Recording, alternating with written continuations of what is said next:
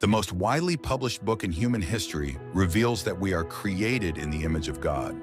Throughout our human journey, each encounter is an opportunity to see the shared humanity in ourselves and others. Regardless of one's views on religion, each experience and each story weaves us together towards a common path. A path of transformation, a process of growth and understanding, a recognition that, at our core, we share a common destiny. What does the search for truth really mean in our lives? How can we find a sense of unity in a world so diverse and divided?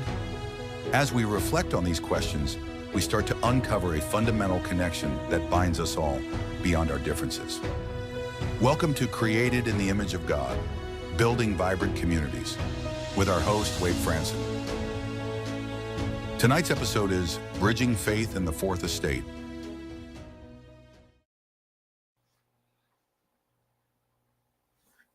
Good evening, everyone. It's episode 187. I cannot believe it.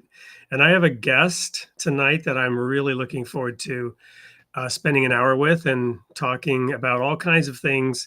And I know you're going to love it as well. His name is Mark Oppenheimer, and he is known for his work with the New York Times, This American Life, and something called Unorthodox, which is groundbreaking. I've not actually tuned into that, but we'll talk about that. He's a fascinating individual with a breadth of knowledge and a wonderful person to discuss these things with. Welcome to the studio, Mark.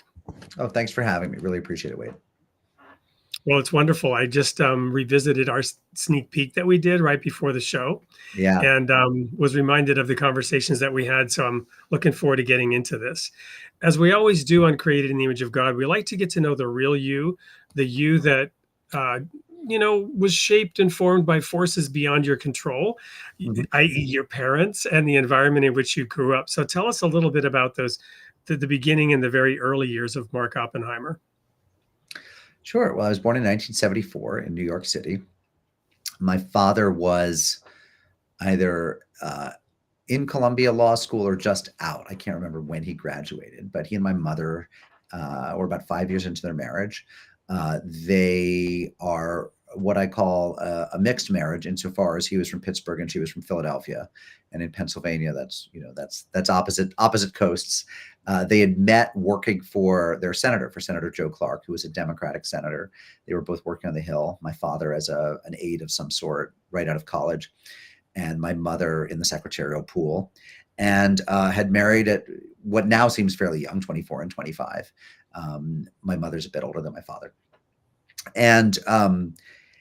And my father was looking for a path, and he thought he would try law school. I don't think he ever had a great passion for the law, but it seemed like something sensible to do. And they still talk about their wonderful time in New York City, the 5 years or so they spent there. So I was born there, though I don't remember it. We left when I was almost 2 years old, right after my brother Daniel was born. Daniel's also a writer, by the way, and someone you should have on, Daniel Oppenheimer. And we left for Springfield, Massachusetts, where my father had a job teaching at a small, relatively new law school called Western New England College.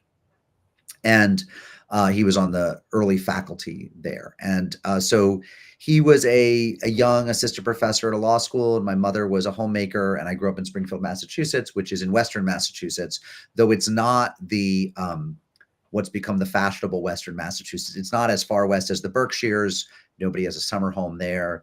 It's not the sort of bohemian paradise of Northampton or Amherst, where there are cool colleges and cool restaurants. It's a kind of hardscrabble, post-industrial mid-sized town akin to an Albany or a Rochester, New York, or a Worcester, Massachusetts, or a Bridgeport, Connecticut. All of these mid-sized towns that once had a lot of industry and were much larger, but then have shrunk considerably. So very heavily Irish Catholic in its orientation.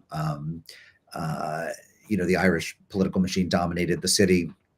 I always say that if you want to know what kind of city I grew up in, you should know that when it was time to play Little League Baseball, you had to pick which Catholic parish you wanted to play for. And that was true whether you were Catholic or not. So you played for Our Lady of Hope, Our Lady of Sacred Heart, St. Mary's Holy Name, whatever. The whole league roster of teams was organized by Catholic parish, with a few exceptions. So it was a um, a classic sort of small to mid-sized town upbringing. The older I get, the more I cherish it, the more I think it was a great place to grow up. I think my siblings feel the same way. I think we all have a lot of baked in nostalgia for Springfield, Massachusetts, home not only of us, but of Merriam-Webster dictionaries. It's the birthplace of basketball. It's the birthplace of Friendly's restaurants, Milton Bradley games, a few other things. And I left in, after high school to go to college, to go to Yale, and have never lived there since, except for, a week or a month here and there visiting my family. Or right after college, I moved home for a very brief period. But I had a very happy, fairly simple middle-class childhood in Springfield, Massachusetts. So I have often found in life, I found this in college and have often found it since, that even though I grew up with a lot of cultural privilege and a lot of education in my family, in certain ways we were atypical for Springfield. And unlike a lot of our neighbors, my father had gone to Yale. His father had actually kind of washed out of Brown, allegedly for gambling. Started Brown, but didn't make it through because, according to family legend, he was just playing poker all the time. But, it's a family that going back a couple generations had elite educations and a good amount of privilege, because of where I grew up and the neighborhood and who my friends were. I've just always felt that I came from a blessedly normal and average place.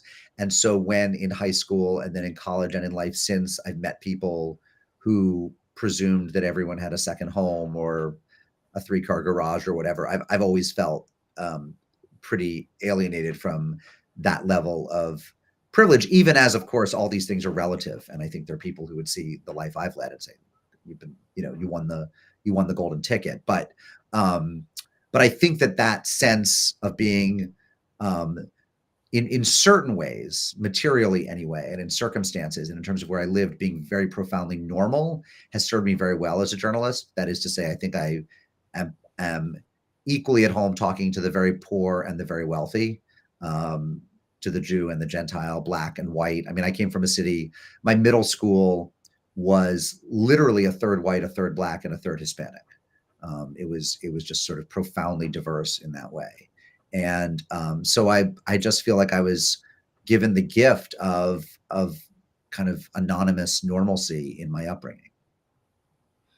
Well, a lot of things there to unpack, and I look forward to doing some of that as we go through. I got a couple of quick basic questions for you. Yeah. Your brother Daniel, I didn't catch it if you said it, older or younger than you? Younger. Sorry, I'm the eldest of 4 children. And that was also kind of fun. I would say most of the families we knew were 1, 2, or 3 children. We did have one family we were friends with who had 5, but we were the big family, and it was really because my parents liked being parents and liked having kids. They didn't feel religiously or culturally compelled to have 4 children, but they just did. Which is kind of funny when you mention, all the Catholics having to join a Catholic, but your family was large. So what was going on there? We were more Catholic than I guess the Catholics. By that time, by the 80s, I'm sure there were families in town that for Catholic cultural reasons had, 4, 5, 6, and 7 children, but very few. And I don't remember many. I remember one such Catholic family, and then I remember 1 or 2 Orthodox Jewish families. There weren't many Jews in town at all, but there were, a Catholic family, a Jewish family, maybe a Mormon family who for cultural or religious reasons were very large. But of the people we knew and socialized with, we were on the very large end of things with 4 kids. And in terms of Jewish, right? One of your parents was Jewish? No, both. No, both. Okay. No, as far as we know, I'm Jewish all the way back to Mount Sinai. As far as we know, Yep. Well, and you mentioned also in the pre-interview that you were raised in an environment that was almost intended to make you not be religious, but then somehow that didn't work. Yeah, I don't mean joking, but Let me be clear. I would never say intended to.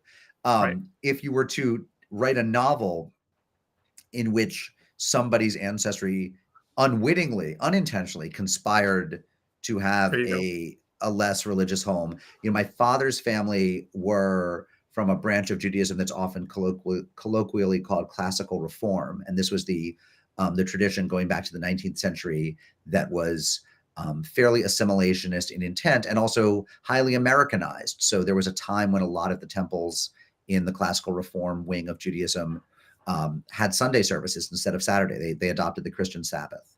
And some of them would call their rabbi reverend instead of rabbi because they were trying to be American.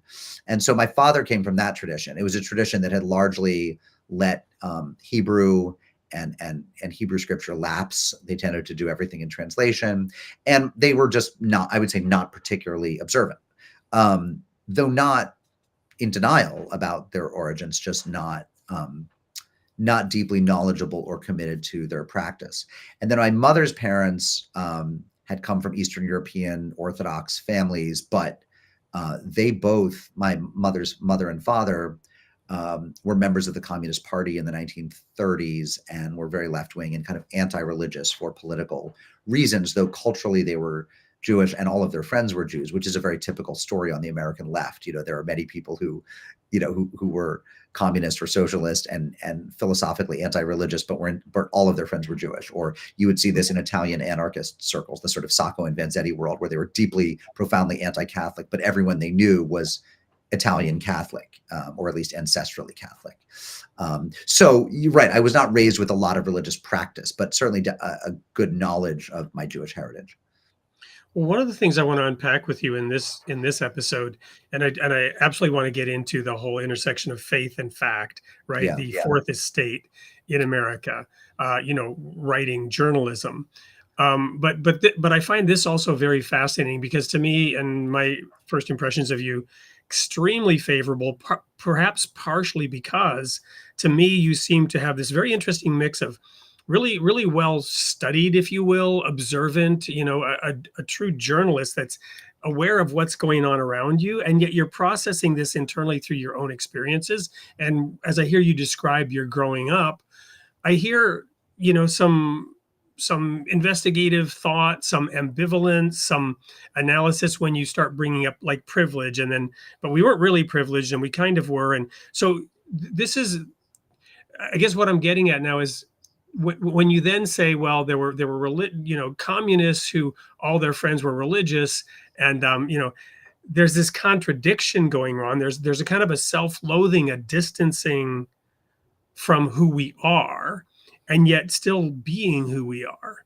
And I feel this going on today with this issue of privilege, right? And always having to compare ourselves to what somebody else does or doesn't have, or did or didn't have growing up, or in their experience.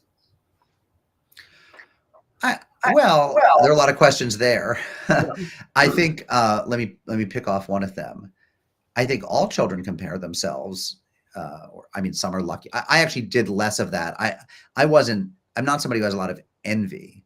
And I went to a high school. I went to a private high school. I was a day student at a boarding school in Connecticut, and where a lot of the boarding students in particular were quite wealthy. And I never thought that they had better lives than I did. I never envied them or wished that I was among them, or really compared myself to them. Nevertheless, because I was an aware person, I was aware of different circumstances.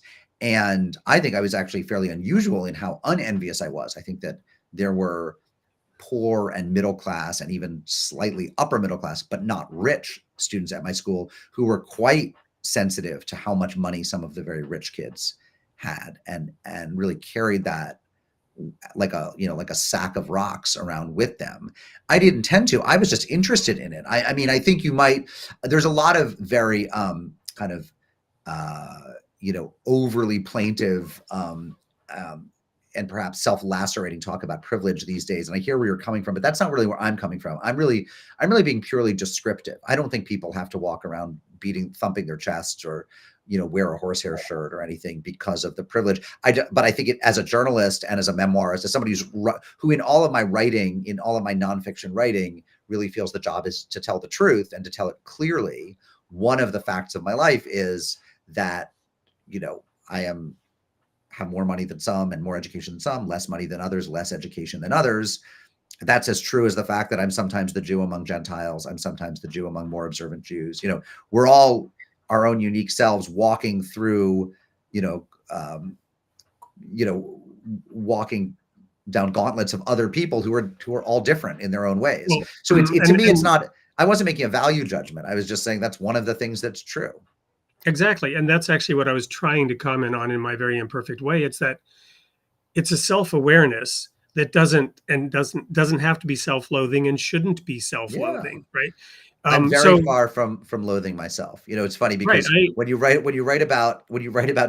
a Jew writing about Jews, if you write anything negative, you write a story that covers other Jews in an unfavorable light, someone will accuse you of being a self-loathing Jew. And I right. always make the joke that nobody loathes themselves less than I do. I have no self-loathing. I hold myself in very high regard. Well, but see, this is something I've struggled with, which is why I find it interesting, because I had a decidedly strange and probably unprivileged background in that I was kidnapped as a child in a domestic kidnapping, smuggled out of the country, separated from both parents, lived with an alcoholic uncle in Sweden, Dang. was then living in a tent to get through my senior year of high school in Alaska. True story, right? And yet today I'm happy and I'm well adjusted and I have a wonderful life, and I'm constantly being accused of not being aware of my white privilege. And I'm like, yeah, I don't think you really understand that I didn't necessarily experience a lot of white privilege. I mean, Yeah. sure, there might have been some in some areas of life. You follow me? So I do follow you. I think there is such thing as privilege, but it operates in many more and fascinating ways and exactly. different vectors than just race. So I do Amen. think, I mean, certainly it is the case that, you know, I think I have less ambient stress when when I encounter law enforcement than some Black friends of mine. I think that's just true. It's also true that, you know, there are white people who have chronic illness and they'd probably, you know, take up the burdens of any other group of people to escape their chronic illness. And, you know, the greatest privilege I have is not racial or financial, but that I have a really even keeled, happy temper. I don't know if it's even keeled, but it's happy temperament. I don't suffer from any depression. And that's what a gift, right? When I look at people who have a lot of anxiety or a lot of depression and how, you know, white, Black, Hispanic, Asian, Jewish, Gentile, whatever, if you wake up sad most days, that it strikes me there are very few burdens as difficult as that one to carry. And I wake up happy pretty much every day. Not So every as a day, happy but person, then what led you to get into religious studies? um, you know, I never have a great answer for that. I always feel the answer that anyone, if they're being honest, would have when they talk about why they are interested in the thing they're interested in is just because they're interested in it. Do we really have much to say about what we're curious about? I mean, some people obviously can draw really straight lines. You know, this thing happened, you know, my mother was murdered by a bird and I became an ornithologist. Okay, right. Great. You know, you had bird trauma and now you study birds. But the friend of mine I have who's the most impassioned bird watcher, has no history with birds. He thought he would try it one day. It ended up being really interesting to him, and now he's a bird watcher. And why? Who knows why? It turned out to be a key that fit in the keyhole that was him. It just fit well. Yeah. And so I suppose I could say the fact that I hadn't had very few preconceptions of religion. I mean, my parents weren't particularly religious people, but they weren't hostile to religion. You know, we celebrated Hanukkah and Passover, but not many other holidays. I had had a little exposure to Jewish practice, but not much. It was a kind of non-factor in a way that maybe meant that when I went into my first religious studies class in college, I had no baggage or preconceptions. And then when the class was extremely interesting and the lectures were really compelling, I just thought, wow, like I want to learn more about this, which is not something I had felt when I took a college physics class or a college evolutionary biology class or all of these other great classes. But I never thought I want to do 5 more classes or 20 more classes in this. And then I walked into American religious history from 1600 to the 1600 Civil War. And when but within the second or third week of class, I thought I want to take 10 more classes like this as soon as this one's done. It just seemed great. Well, and then where did the progression come from religious studies into journalism and writing and right? So on and I had so always, I'd always loved writing. That was always a creative outlet for me as a very young child. I thought it'd be fun to write books, and I'd actually bought some blank journals, like bound books with nothing in them and written a lot in them and said, oh, this is my first book. And I had started a newspaper when I was 6 where I would write all the articles and have my dad photocopy it at his office and then hand them out to my 7 classmates. I was a pretty small elementary school, or 12 classmates, I don't know. And I always liked the idea of writing, printing, publishing, having something to say. I liked language. I liked words. I liked reading. So writing always seemed very appealing to me. And I pretty quickly developed the idea that I would either be that I wanted to write about religious studies. Something like I'd found the thing I wanted to write about. And then the question was, do I want to write about it as a scholar or as something like a journalist? And I did a PhD. I mean, I was on track to be a scholar and realized that it was, that I wasn't committed enough to the archival life, that I was a little more interested in being out of the library and out of the archives and with people. And I liked interviewing people more than I liked going through microfilm. And so it was really just, again, a sense of what am I well suited for? And what I seemed well suited for was writing about religion, but for a general audience rather than for a scholarly audience. And I think, another one of the great privileges I've had is I figured out really early in my life something that I would love to do, and I got to do it. And that could have gone totally wrong in other directions. There are people who never figure out what they want to do, or they figure out too late to really do it, because by the time they figure it out, they have a career in something else and they have financial obligations and it's very hard to pivot. Or the thing they want to do is almost impossible to do. I mean, if you want to be a professional sculptor, frankly, there probably aren't 50 sculptors in the country who can make a living sculpting. And, writing is a hard thing to make a living at, but it's not impossible. There are a few hundred of us who get to do it, maybe even 1,000. Whereas sculpting or modern dance, really hard. Acting, there are a lot of actors who make a living, but it's very random who makes it. Of every, I had good friends in college who wanted to go into acting, and the thing there is, it's so much turns on. Do you get cast in the right part early on? Do you find the right agent? Do you luck into the right, role? Do you have the right look? Do you have the look that's popular now? There's a lot more going on than just how hard you work and how talented are you. Whereas writing, if you're pretty good and pretty industrious and don't chicken out and go to run off to law school or consulting or something more safer, your odds are not terrible. Well, awesome. I think that's a great intro to Mark Oppenheimer. We're going to take a very quick commercial break. And when we come back, I want to dive into a little bit of the meat of what it is that you do with all of that experience and all of that privilege of having, made some good choices in terms of aligning yourself with that which you love anyway, and finding a path through all that. Sure. So don't go anywhere. We'll be right back. This particular little commercial is for a series that's being run that's kind of tangentially related to this. Very short. We'll be right back. They said information would set us free. But what if it became our leash?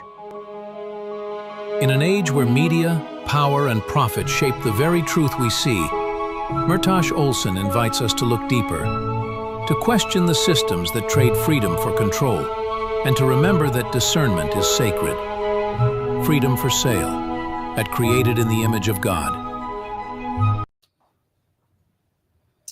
That was sort of our first quick little demo of something that's going to be longer. We didn't have a video for you, so I thought I'd throw that in there because it kind of sets a nice little tone about some of the things that interest me. So you have this thing called Unorthodox. Tell us about that, and also Arc magazine. Yeah. So Unorthodox wound down, but I'm happy to talk about it. It was my project for about 7 years until not too long ago. It was a podcast about American Jewish life and culture. We ended up doing 360 episodes, me and 2 co-hosts. We ended up with millions of downloads. And I think we counted something like 7 million downloads of 360 episodes by the end. And it was an attempt to, on a weekly basis, explore what was going on with principally American Jews of all kinds. And it was a pluralist space. We would interview, extremely observant, ultra-Orthodox or Haredi Jews in the same episode in which we'd interview a very, progressive, non-traditional Jews. We would interview, lesbian rabbis right after or before people who didn't think women should even be allowed to be rabbis. It wasn't principally about theology or religious observance. It was also about life and culture. And it was a great, I'm privileged. I mean, we would do live shows all over the country. Hundreds of people would turn out to see us do a live show where the three of us would talk and interview guests. And it was a lot of fun. I stopped doing it a bit before the Hamas attack of October 7th, 2023. And it would have been a hard show for me to keep doing after the attacks, just because there was so much bad news. And we tended to, we were a fun show. A lot of levity in our show. And so, let me just ask a quick interjected question. Sure. If you had continued during that, there's another issue that I'm interested in, and that is polarization, right? Was there polarization within the Jewish community as there has been in the broader society around? Oh, sure. Jews are very polarized about a lot of things. I mean, I think that the Jewish community is, in a sense, better than the Christian community at holding together. If you look at the Christian community writ large and say, at this point, what do, lefty Congregationalists have to do with? Jews don't necessarily believe in hell, so they wouldn't necessarily have been condemning each other to hell over doctrinal differences. We don't talk a lot about hell. I mean, they're very, that's a whole byway we could go down. I mean, the Jewish theology of the afterlife is, it's not non-existent. There is a Jewish theology of the afterlife, but it's diverse and obscure. There's no one agreed upon narrative for it. So no, but we don't, as a practice, go around saying people are going to hell. I mean, it would be much more, that it would be much more about, ostracizing, this Jew doesn't belong in my synagogue, or we're going to put them in harem, in ostracism, like what they did to Spinoza. I mean, it gets roughly called excommunication, but it's not really excommunication, because if you don't mind, I'll explain this. If you're a Roman Catholic and you're excommunicated, you're not really properly a Catholic anymore. Whereas you can't be made an un-Jew. I mean, Judaism is passed ancestrally from the matrilineal side. Some would say from the mother or the father's side, but historically from the mother's side. And you can't be un-Jewed. I always say it's like the Eagles Hotel California. You can check out anytime you like, but you can never leave. Never leave. And that's Judaism. So no, we're not. The fights aren't about condemning each other to hell. The fights are just radical disagreements on all sorts of things. Again, not as polarizing as, again, a sort of conservative Russian Orthodox priest put next to a feminist Lutheran pastor. I mean, from the liberal Lutheran denominations. If you look at Christianity as a big thing, you realize there are parts of it that don't speak to each other at all. I mean, they just have nothing to say to each other. One thing about Jews is we're a more tight-knit world because we have to be. There are only 12 or 13 million Jews in the world, which is extraordinary. I mean, there's really, hundreds of times more Christians and Muslims than there are Jews.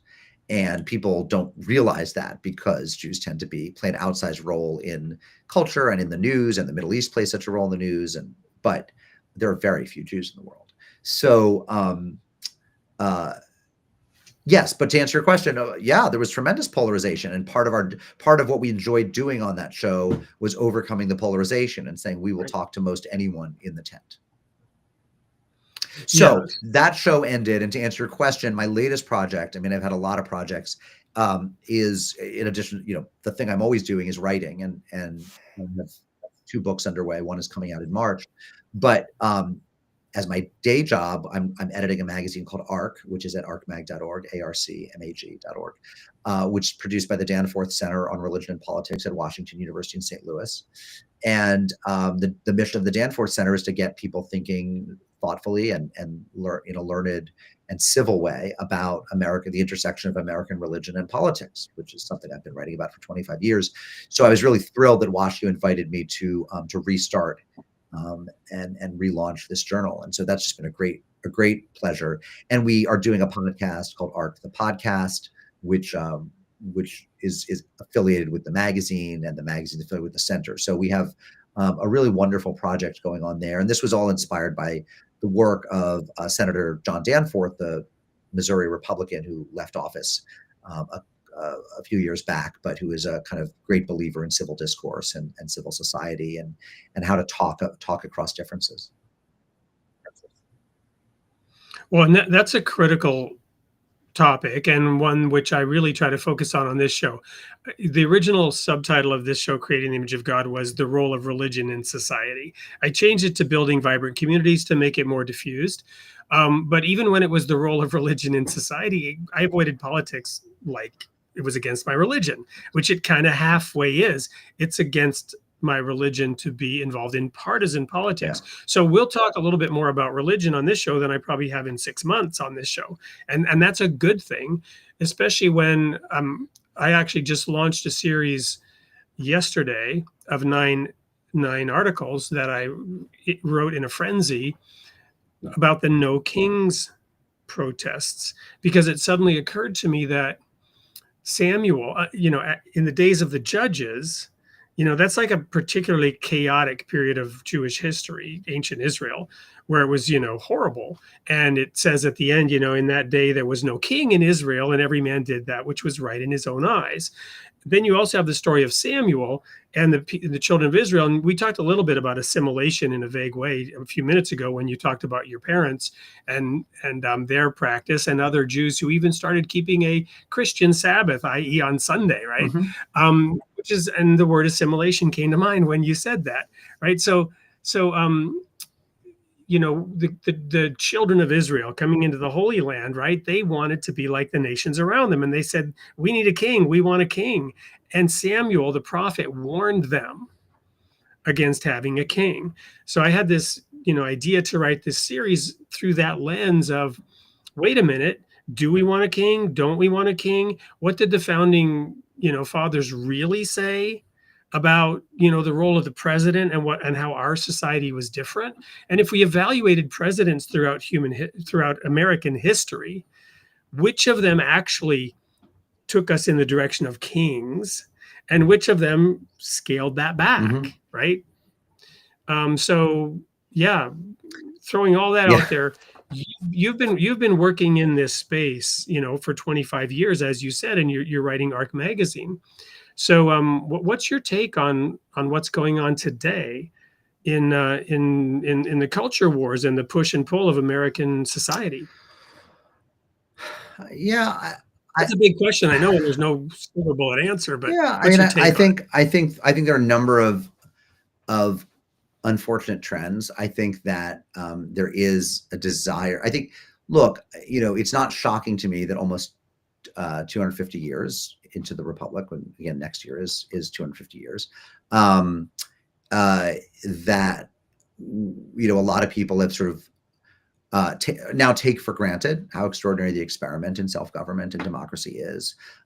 Certainly, a lot of people forget that we fought, not me, not my ancestors, perhaps yours, but in a sense, our spiritual ancestors, are the founding fathers, and that generation fought a war to get out from hereditary leadership and arbitrary leadership, and to have more of a say in who the leaders were.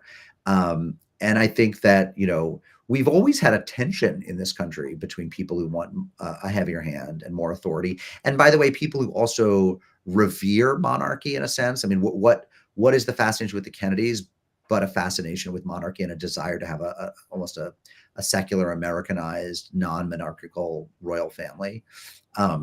You see the same thing with the Bushes. Again, it's not a Democratic thing or Republican thing. It's both. People, the idea that you should get a leg up in politics because of who your father was or who your husband was. I mean, I was extremely troubled that that Hillary Clinton was seen as a viable Senate and presidential nominee, she was an accomplished woman in many ways, but I didn't think that the first woman, that it would be a good thing if the first woman president was the wife of a former president. That is something you see a lot in much of the world. You see the Benazir Bhuttos, the Indira Gandhis, the women who succeed because of their family name. Again, they might be very gifted in many ways, but their careers are unimaginable but for whom they're related to. And I don't think that's a good thing in America. And again, I see it as a problem with, again, I respect Lynn Cheney, but again, we don't want the daughters and spouses and sons and husbands and wives of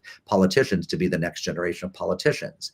And you see that with the Trumps, who he's clearly hopes to have some sort of monarchy, hopes his kids will take over, is all about kind of the, nepotism and appointing. I mean, the fact that his son-in-law is so, and in the last administration, his daughter and son-in-law and his son. I mean, also like this sort of, and again, Kennedy did it with his brother, with RFK. And it's a strain we have of thinking that people deserve access to power because they're related to powerful people. I think it's hugely problematic. I mean, I guess it goes back to John Adams and John Quincy Adams. I mean, it goes way, way back. But I really think that it should disbar you from office if you're too closely related to anyone who's held office. And so I think we're in a moment where there's a kind of fascination with executive power, with kingship, with royalty, that doesn't serve us well and that isn't very American. I mean, I love People magazine. I love a good, pop culture magazine, but I hate how often they put the royals on the cover. And I always want to say, hey, I'm an American. Yeah. I'm an American. I don't care about the royals. I don't think we should, Well, and that's one slice of it, and that's the appropriate slice to respond to. And I bring up kings in particular, but then you have the exact opposite slice in the current politics, in the current administration, the current rise of this president and this administration, and that is the so-called deep state, right? Which is, when I think of fascism, when I think of wanting no kings, I think of the book 1984, right? Which is a very different thing. That's not based on personality cult. You follow me? That's based on deep-seated ideology and the apparatus of control. Yeah, well, we don't want that either. I mean, I'm not sure that that's ever existed outside of the cult of personality. I mean, one of the things you actually see is that countries that countries that foreground ideology tend to also foreground a charismatic leader who they see as the tribune of that ideology. So that's what you see with fascism in Italy. It's what you see with Francoism in Spain, obviously with Franco. And it is, I mean, although the intellectual architects of communism would not have wanted it to devolve into Leninism and Stalinism, that is what happened. So I do think that, where there is that kind of totalitarianism, it is striking how often, maybe not 100% of the time, but how often it goes along with the exaltation and coronation of particular leaders who are then almost retroactively called charismatic, even if they tend to not be fairly charismatic at all. But it doesn't, let's put it this way, it's not a system that sets up modest leaders who see themselves as purely in service to the ideology. It tends to exalt people who become very, very big personalities and who themselves are revered for their own personality. Exactly. But in the current situation, I'm thinking it's the opposite, because most of the people that sent the current president in with whatever great popularity and charisma he does or doesn't have, he was sent as a wrecking ball, not as somebody who's going to exploit and use that apparatus. Who knows, right? I mean, certainly his self-enrichment. I mean, you see he's asking for $200 million from the Justice Department now. I mean, his willingness to sell access.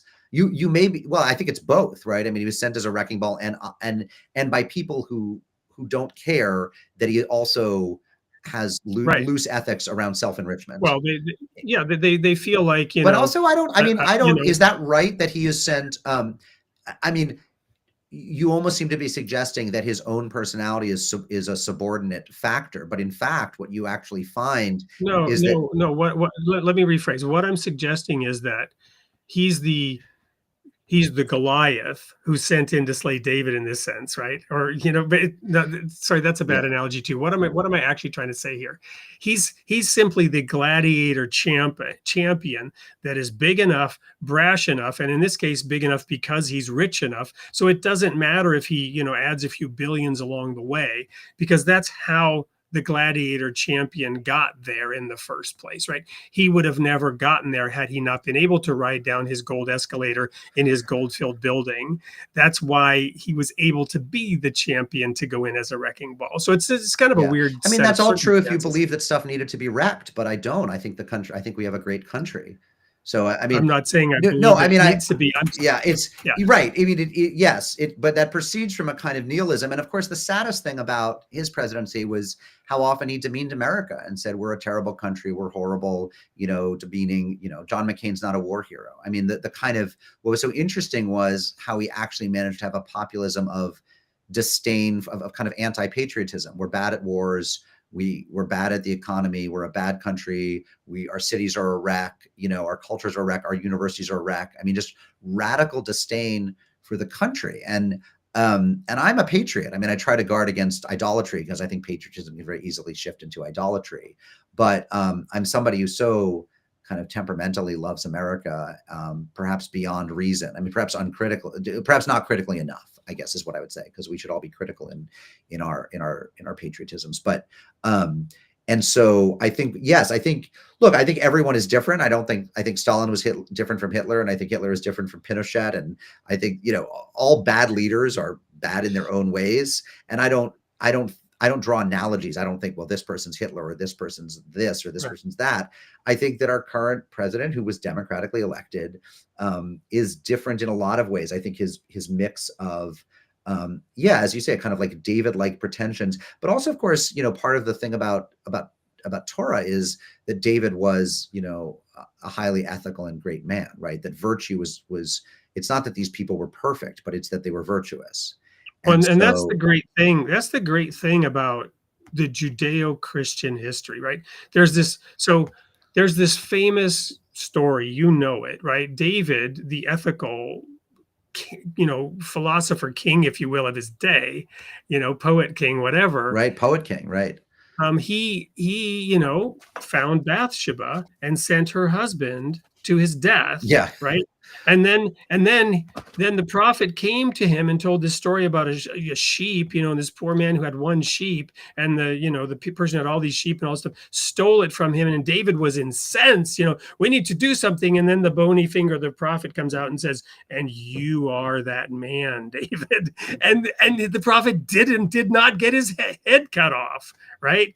David immediately recognized that the prophet was right, and he repented in dust and ashes. The awareness, the horror of what he had done came upon him. And it feels like we're going through that moment as a nation, for the last several decades.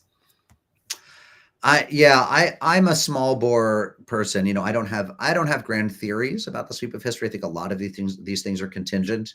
I think if Joe Biden hadn't been so obviously senile, we probably would have a second term, and we wouldn't be having the same conversations, for better or for worse. I just think these things are often highly contingent.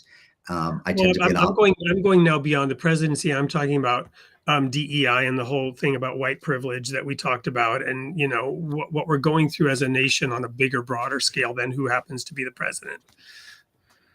It's definitely, there seem to be calmer times and more intense times. I came of age, the 90s, the Clinton eras were sort of, we now look back and they seem almost radically calm in certain ways. And even though at the time they felt, epically contentious.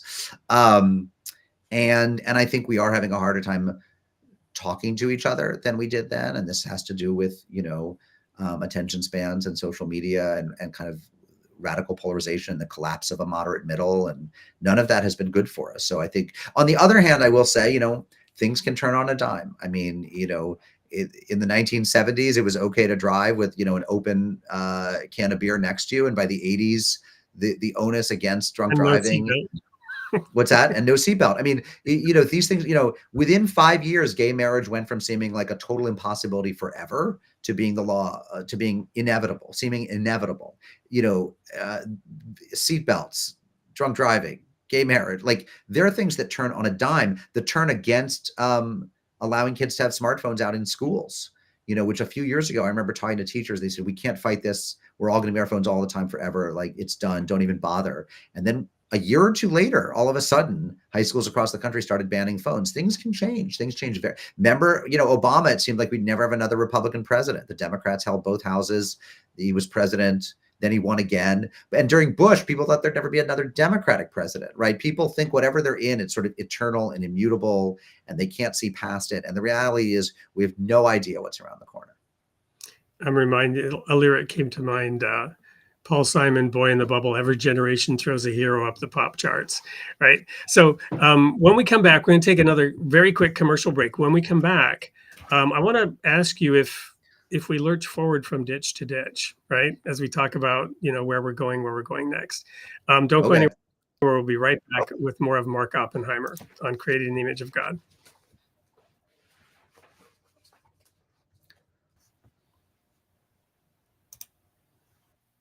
In the heart of small-town America, where stories come to life and community bonds run deep, comes in the heart of small-town America, where stories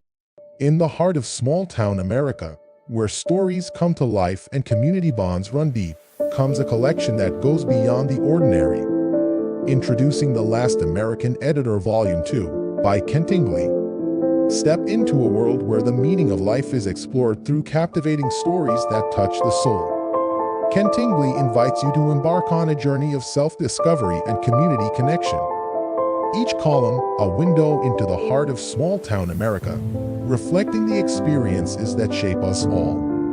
A testament to the power of storytelling, these columns stand the test of time, resonating with the challenges and triumphs we face today. These stories celebrate the strength of community, the love for self-discovery, and the bonds that unite us all. With a raw honesty that changes minds and touches hearts, The Last American Editor Volume 2 is more than a book. It's an emotional journey. Join us in exploring the pages that hold the essence of small-town America, a testament to the human spirit and the beauty of our shared experiences. The Last American Editor Volume 2 by Ken Tingley. Get ready to change your perspective and be captivated by the stories that define us. Pre-order now at soupllc.com.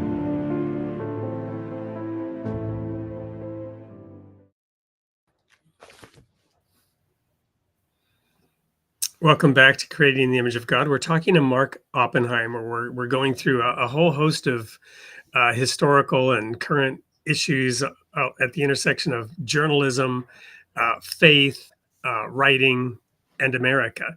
So, Mark, you were just sharing how, under Obama, it seemed like we'd never have another Republican president, and so on and so forth. Do we lurch forward from ditch to ditch? And will religion continue to play a role in American life, in the trajectory of America as a project? What do you mean from ditch to ditch? Explain that to me. Well, the pendulum swing, right? So, we sometimes go to extremes, right?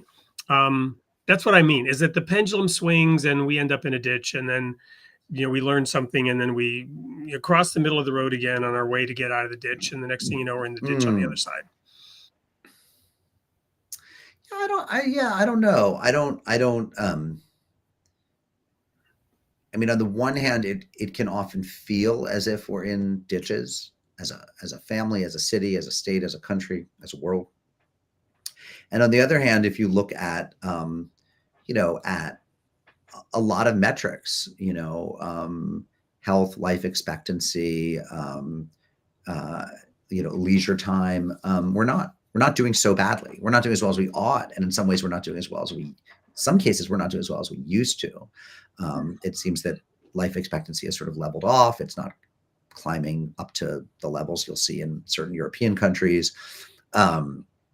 But of course there is, I think the loneliness epidemic is real. I think people aren't spending enough time together. I think that a lot of people have retreated into their homes and out of communal spaces. So I have a lot of concerns, but also compared to, the lives that a lot of people led in prior centuries and that a lot of people lead throughout the world today, it's a pretty great thing to be an American right now for most of us. And so I think that I try to guard against a sort of false pessimism or hopelessness, which I just think is not necessarily grounded in reality. But I'm not, I don't have, I tend to think that, happiness doesn't fluctuate that much. And I tend to think that the other thing we have to guard against is a kind of false utopianism or faith in progress. All the talk about artificial intelligence right now, even leaving aside the potential downsides of it. I don't see that the upsides are ever going to come through. I mean, if you look at kind of some of the AI utopians, and it's going to cure all disease, and it's going to just eliminate the need for work, and I mean, this stuff is all nonsense, right? You know, it would be impossible to be happy all day, all the time. Anyway, that's not what human nature is like. You know, even, you know, if you can cure one disease and get out of poverty, and you'll still be annoyed the next day when your spouse looks at you crossly, or when your children spill the milk. I mean, we live in some ways from, you know, annoyance to annoyance, and that's not going to go away. And the idea that technology or progress can get us out of that is foolish. On the other hand, we have to be really grateful for the great stuff that there is. So I'm not, I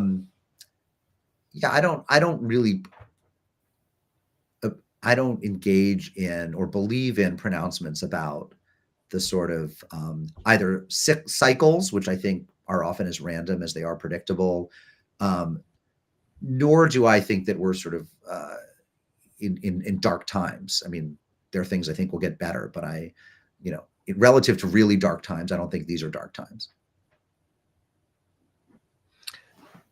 So then on the topic of religion in America, you know, having started your life, we talked about at the beginning, around a family who was kind of really close to senators and politics, but then you went into religious studies. The role of religion in American society, is it something that's lasting? Are we moving into a post-religious society? No. I mean, the human religious impulse always manages to pop up again. You know, there are kinds of religions that probably will die out. I mean, there are religions that have died out. I don't think the Shakers are coming back. You know, I don't. I think the Scientologists are probably pretty close to being on their way out. But who knows what the hope is for the Congregationalists, you know, whose numbers seem to be falling and whose churches are closing. There are still several 100,000 of them, maybe more, but fewer than there used to be. And it's not looking good for a lot of mainline Protestantism.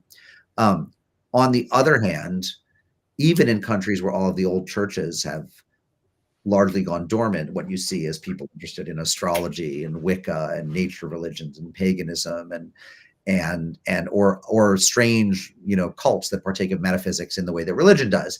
You know, the human need for, or interest in, or fascination with the irrational or the subrational or the metaphysical seems to be pretty consistent and ineradicable. And I don't know that we'd want to eradicate it. I think when we try to eradicate it, we're probably making a mistake.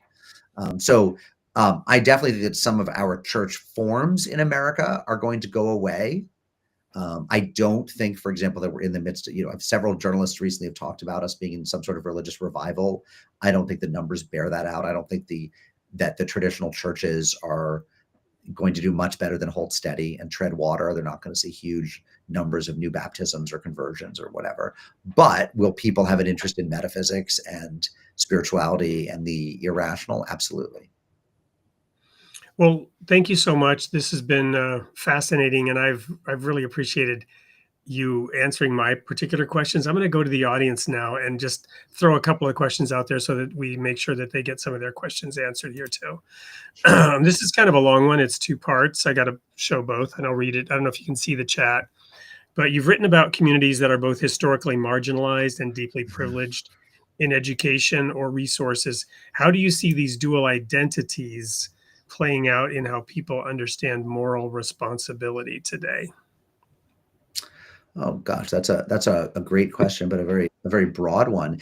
I mean, let me pick one thread from it, which is, I regret to say that I think people who have a lot of privilege, I mean, in older times we would have just said wealth, right?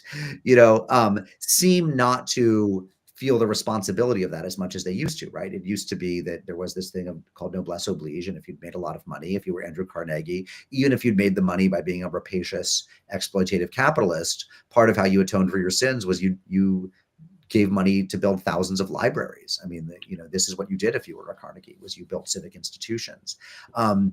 It is not my, and the Rockefellers, the Carnegies, the Mellons, I mean, the Vanderbilts, the great capitalist families, and in some would say robber baron families of 150 years ago, also built great institutions. They built churches and universities and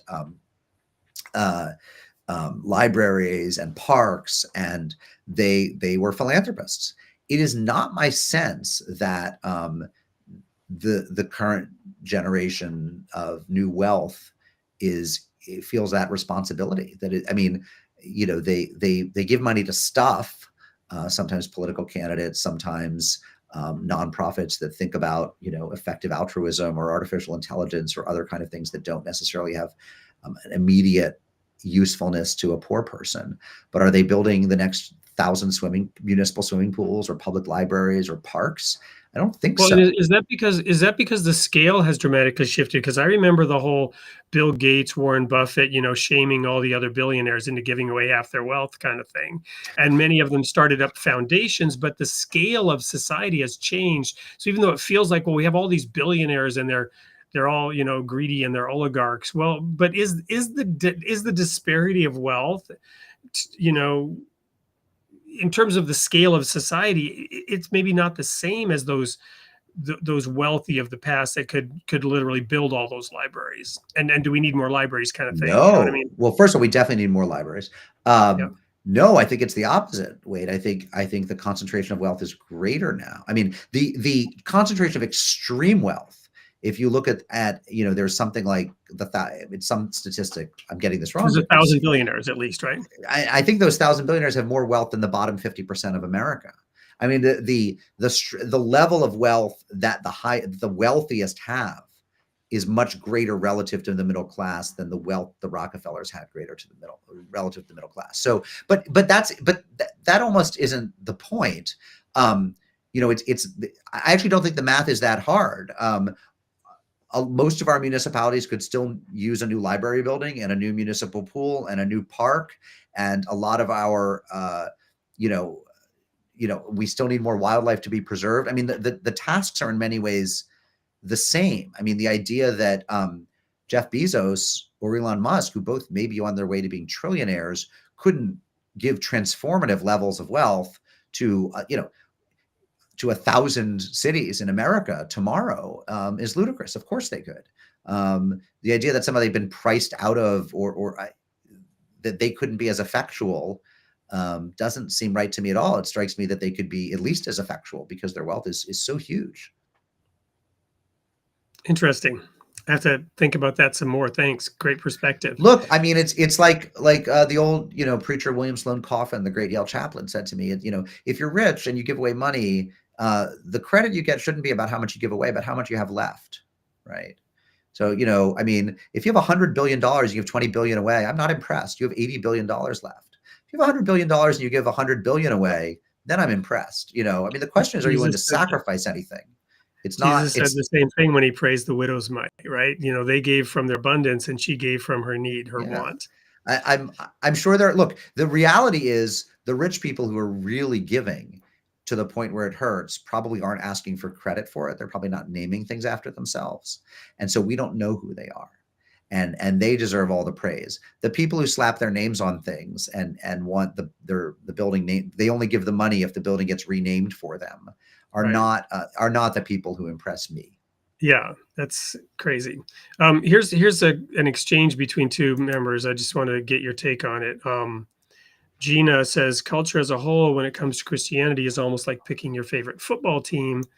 And then Chloe responded, that's because when we strip religion from culture, people often try to find meaning in politics or identity, but those frameworks aren't built to carry existential weight.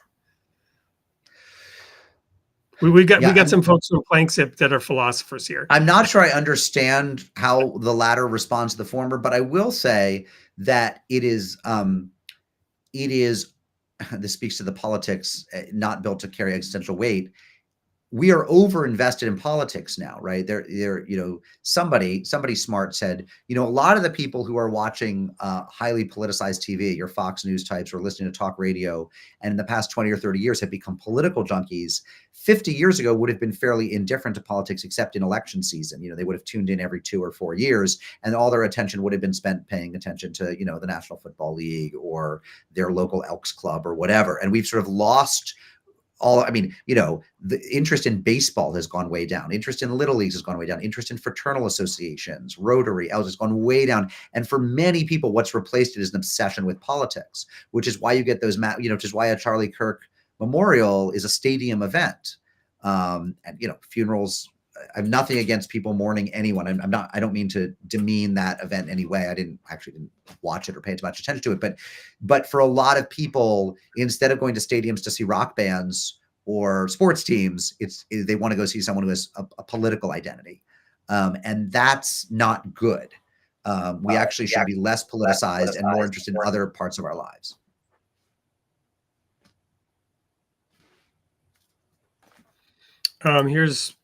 Here's one more comment. Thank you for that. Here's one more comment. You could argue that every presidency is a national confession. We elect the leader who reflects our current state of soul. Yeah, there's a truth to that, but the problem is it seems like a kind of deterministic, mystical statement. But honestly, again, if Biden hadn't been senile, he might have won. Even Harris, who seems to have lost badly, it's like if you flip 1.5% of the votes from this column to this column in certain states, you have a different presidency. So the idea that this was our soul, if the weather had been a little bit different that day and Harris had won, would you say our soul was different? That seems overly determined in a certain way. Yeah, I'm reading it differently. And to use the Biden example, yeah, in year 3 of his presidency, even some of those who were rabid supporters of his for whatever reason had to be looking and saying, what did we do electing this guy? And do we really want to have him? Do we really think we can put him back in the White House at this point for 4 more years? So it's not so much, mystic. It's more, again, confessional. It's kind of looking back and saying, oh yeah, it's an awakening. I don't think I ever knew anyone who was a rabid Biden supporter. I don't think he inspired that kind of passion. Well, I didn't want to put it in the negative. I didn't want to say. I would question your premise from both sides, but a lot of people would have elected him again because, look, let me be clear. The reason to elect presidents is because you believe in their policies, right? So if you believe in the labor movement, if you believe that Teamsters deserve better contracts, Biden, the people, then you care about who gets appointed to the National Labor Relations Board. And Biden appointed a very different set of people to the NLRB than Trump has appointed. There are real differences there. So, again, they had real differences in whom they appointed Supreme Court, and therefore, and abortion policy changed in very material ways because of it. Now, I'm not saying right versus right. People can have whatever single issue they vote on or whatever 5 issues they vote on, and I will do business with all of them. I'm really not saying, I'm not making value judgments here, but I am saying the idea that presidents are sort of dream catchers for our soul, or that they speak to yearnings or whatever. I know some people vote that way, but that's stupid, because actually presidents change policy and affect our lives in profound ways. And if you're a conservative, you should want a president who's going to push things in a conservative direction. If you're a liberal or progressive, you should want the president who's going to push things in that direction. And if or you sit out the election, you decide they're both hopeless, that's fine. But really, what bothers me about a lot of it, I don't like mystical mumbo jumbo that talks about politics as soulcraft. It's not. It's about building bridges, literal bridges, not metaphorical ones. It's about infrastructure and union ratification and education funding and abortion policy. It's about policy. And so, honestly, does religion touch down on that in certain ways? Sure, of course it does. It informs who we are and what we value. But at the end of the day, presidents are policymakers, and the judges whom Trump appoints are making different policy in the land than the ones Biden appointed, or in some cases not. But those are the questions you want to ask. A lot of people don't want to do that work. A lot of people don't actually understand what a tariff is, whether you're pro-tariff or anti-tariff. The question is, do you know what it is and what it does? And the problem with sort of speaking about presidency as confessional or soulcraft or mystical, or does it take the temperature of the times, is it's actually what it does is it changes who proposes the budget to Congress.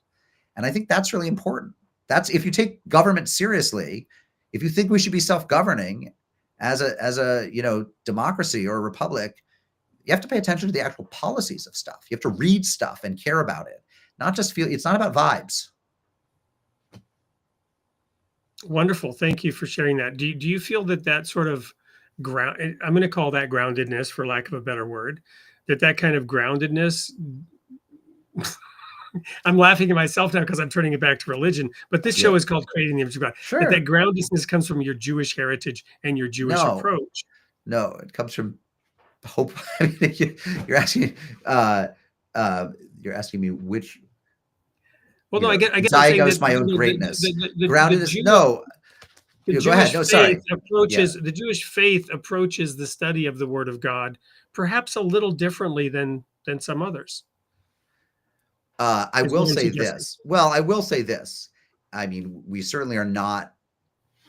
It's not a very Jewish thing to say, well, none of this matters because we'll all get ours in the afterlife, right? So there is a slice of Christianity, it's a small one, that really doesn't care much about policy because they think that, this is just a brief, flash in the pan compared to eternal life. And so who cares about it? That's not most Christians. Most Christians I know do care about policy.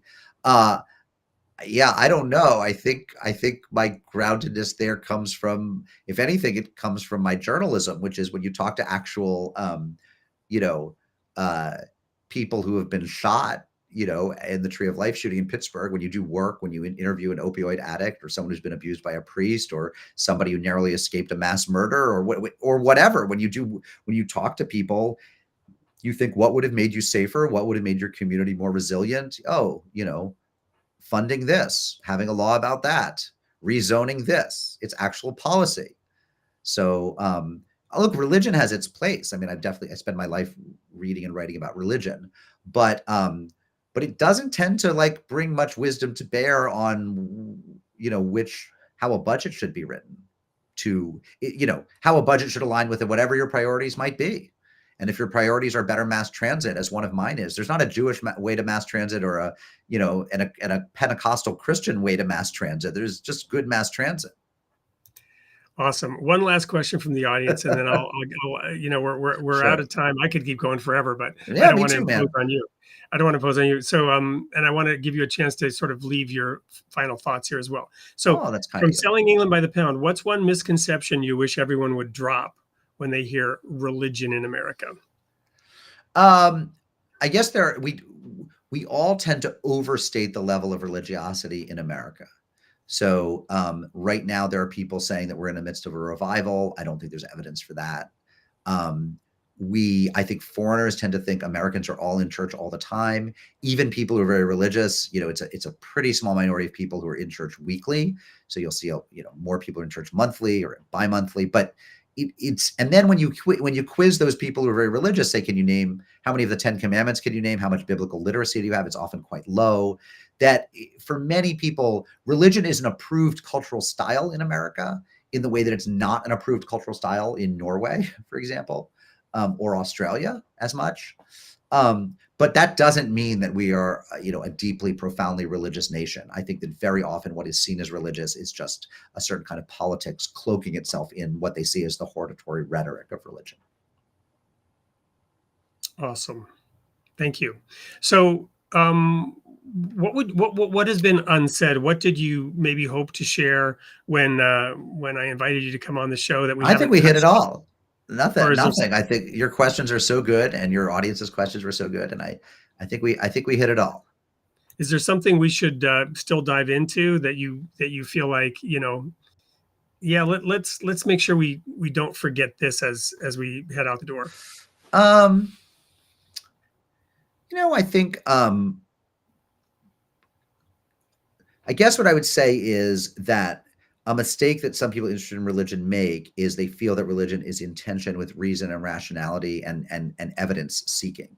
So, and they don't appreciate the proper spheres of evidence gathering. I mean, I'm a journalist. I go to synagogue once a week, sometimes twice, sometimes more. Like I'm a religiously engaged person. I'm also someone who thinks that the truth about vaccines or climate change or light rail or infrastructure or military effectiveness or whatever are not things that have anything to do with religion. If we want to get at those, we have to talk to people who have actual expertise, actual authority. We have to read a lot, and that's a pretty it's a separate magisterium. These are separate realms of knowledge that religion can't really help us with much. And so I think that, when I'm talking to audiences that define themselves as religious or spiritual, I want to say that's great, but actually the work of being a citizen is primarily not a religious commitment. Your religiosity might help you be a citizen, or it might hinder it. But the work of citizenship is actually is a different independent kind of that. Is pretty independent and is a different kind of labor. Yeah. I absolutely want to give you the last word, but I want to just add something to that first, and then give you the last word. So for me, taking climate change, for example, I get, and I come from a more conservative fundamentalist, deeply that sort of whatever you called it, mystic craft, whatever, feeding that in. I come from that place. So for me, to go back to the book of Genesis and read that when God created Adam, right? Not that I believe it's necessarily a literal story. That's not the point.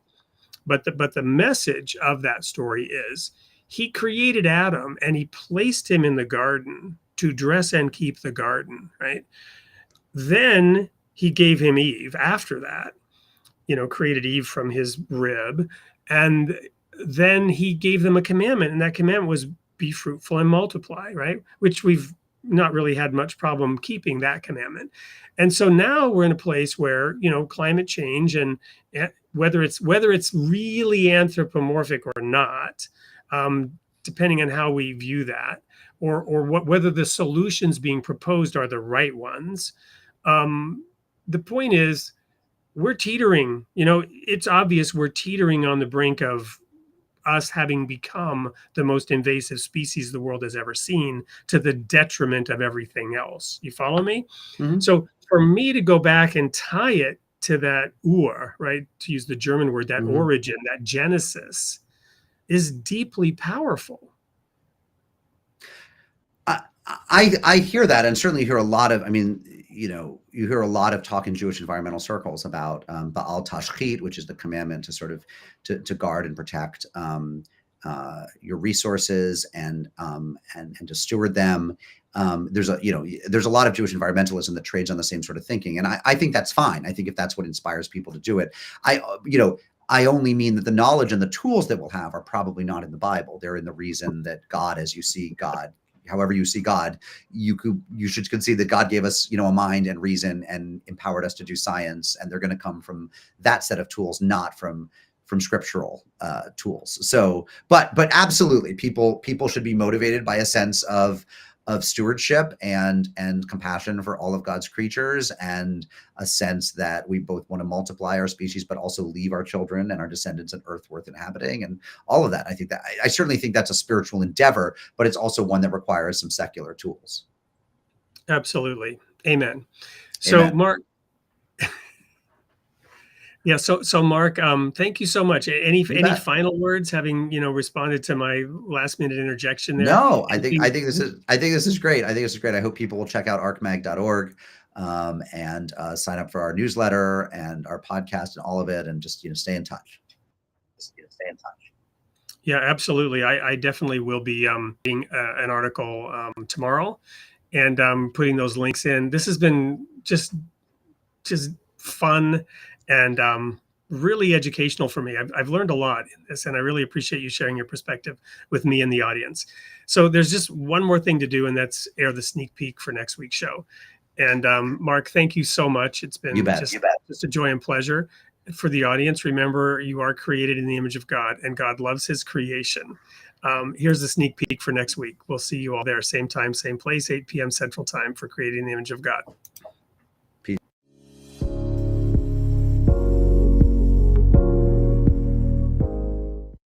Hey everyone, it's Wade Franson here with a sneak peek. airing on for the show that will air on October 28th, right before Halloween. And we've picked an interesting guest for you. His name is David Zoll, and he is the founder and now the director of Mockingbird Ministries, which is an outlet that produces podcasts, print books, print materials, and has a very thriving website because they have a unique approach to reaching people with the gospel. I'm not going to tell you why they chose the term Mockingbird for their ministries, but we are going to mix it up a little bit. Welcome to the studio, David. I'm so happy to be here, Wade. Thank you for having me. Well, I'm honored to have met you and to learn about the unique work that you're doing and how you're reaching people. And you shared with me that it started with a group of pastors. I'm not gonna say disgruntled, but who found it necessary to sort of chart a new path along the razor's edge between what was going on in churches, in ministries, partly as part of the culture wars and people being divided.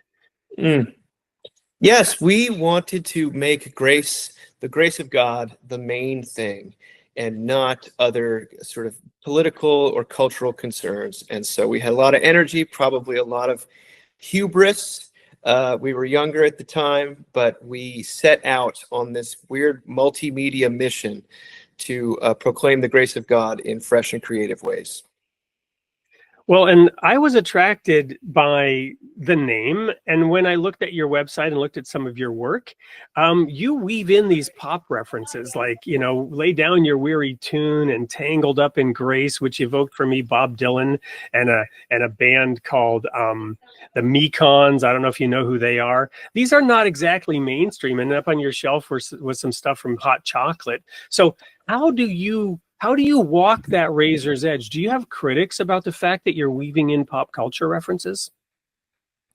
Well, my sense of people alive today is that pop culture is enormously important, even if they want it to be or not. And you have to speak the language that people speak, but most of all, you have to speak the language that's authentic to you. And so if I'm going to be talking about my actual life and my relationship with God, my points of reference are going to be the ones available to me. And most of those come from pop culture. It's not to celebrate pop culture sort of willy-nilly or to venerate it in some way or adopt it make it into a tool. It's more just being authentic, using what the reference points and the language that comes naturally when we want to speak about ourselves and the world around us. But yes, we do have critics of it, but I think people overall are generous about the use.